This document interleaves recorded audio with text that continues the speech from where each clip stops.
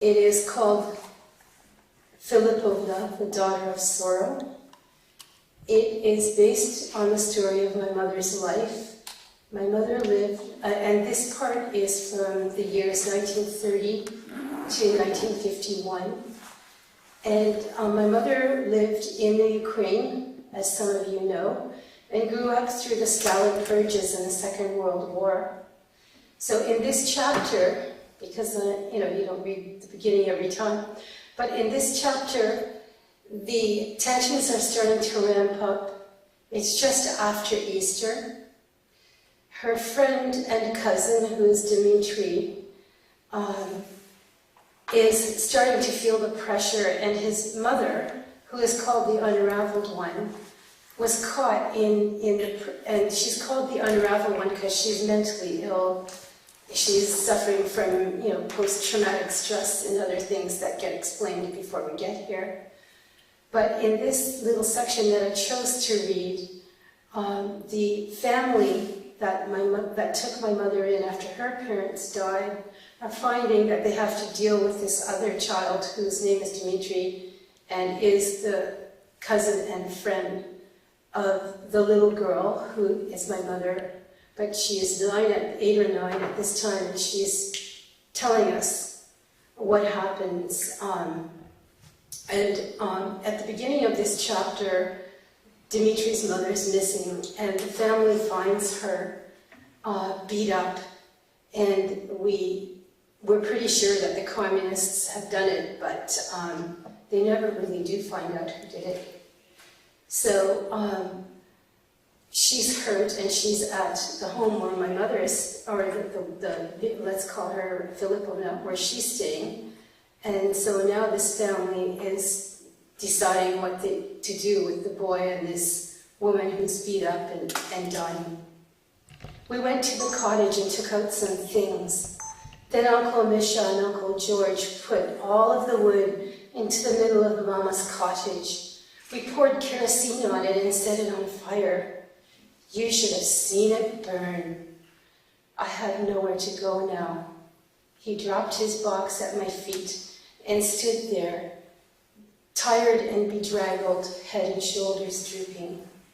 Yes, you do. Totya and Uncle will let you stay here as long as you want. I bent over to pick up the contents of the box, which were scattered at my feet.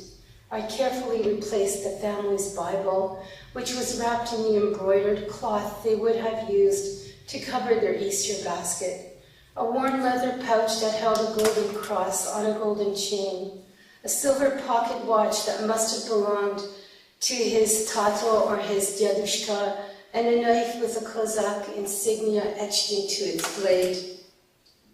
There were also a few personal things of his tatos, which I don't remember.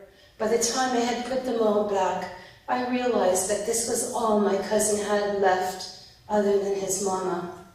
Uncle George got into his wagon where Tyotyalina had been waiting since breakfast. I'll find out what Simon said to her and get back to you, he said with a nod in her direction. Uncle George shook hands with Uncle Misha and my godfather and cracked a whip over the horse's back. The last I saw of Tyotyalina was her tearful face, looking back to her sister who couldn't stop crying herself. I didn't see how things could get any worse. After the wagon was out of sight, Godfather took Dmitri to the barn. Godfather and Uncle Misha helped him build a little corner with a sleeping bench, since Dmitri said he didn't want to stay with us in our house. He would be there for his mother, but he refused to actually live with us. It's all for the best. They'll come round in time, said Totya. She helped him make a bed out of some blankets from the battered trunk they had brought from the cottage, and some old ones of her own. This will do till we figure out what's going on, she said. The barn is very warm. The next 3 days dragged on even worse than Monday. The Unraveled One got worse and worse.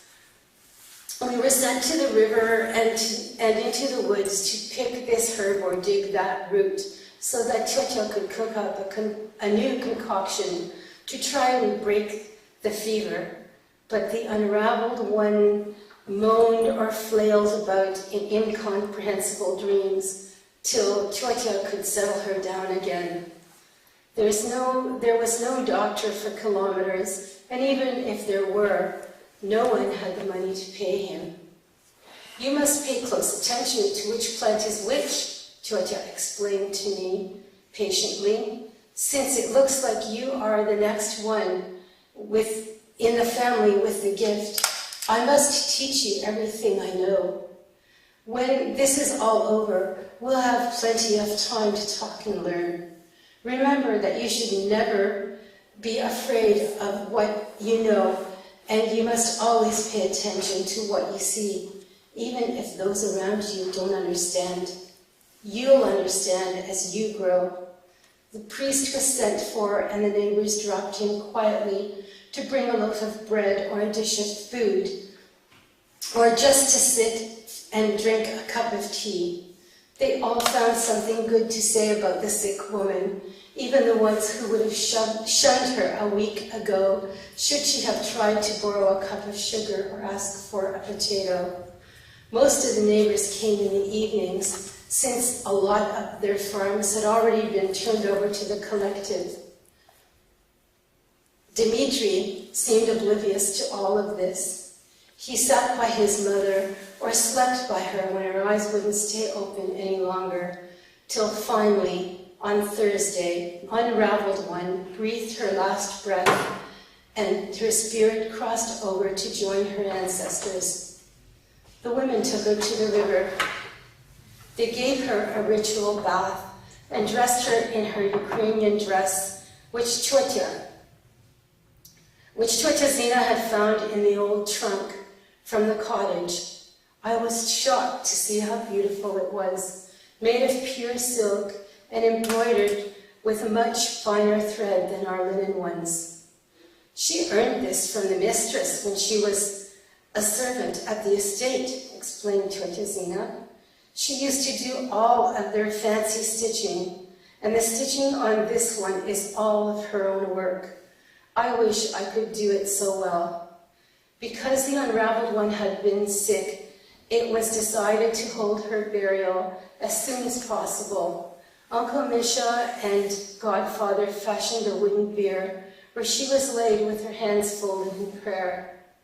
Zenkovna and I went to Uncle Paulo's orchard, where we cut an armful of cherry blossoms, which we used to cover the departing one. The priest came and led the procession to the graveyard. We sang the ancient hymn of memory eternal. I listened to its haunting echo coming back to me in the fading sunset, and breathed in the smell of the sweet cherry blossoms and the scent of the freshly opened earth. Was it like this when my own mother died? Would Mama be waiting for Dimitri's mother when she got to heaven? I wondered if the Unraveled One could hear us singing to her. We walked somberly back to our home in the evening chill. Everyone squeezed into the house, and Chotya cut up the Easter bread which had been baked for Memory Eternal celebration, which would be celebrated on Sunday. We ate food that the villagers had brought, and the adults raised a glass in the Unraveled One's memory. "Let's hope she's happier now," said Chotya Zina with an exhausted sigh. "Of course she is," answered one of the old babas. "You can't be more fortunate than to suffer and die the same week as our blessed Savior, can you?" She crossed herself 3 times and bowed her head in a hasty prayer. Thank you.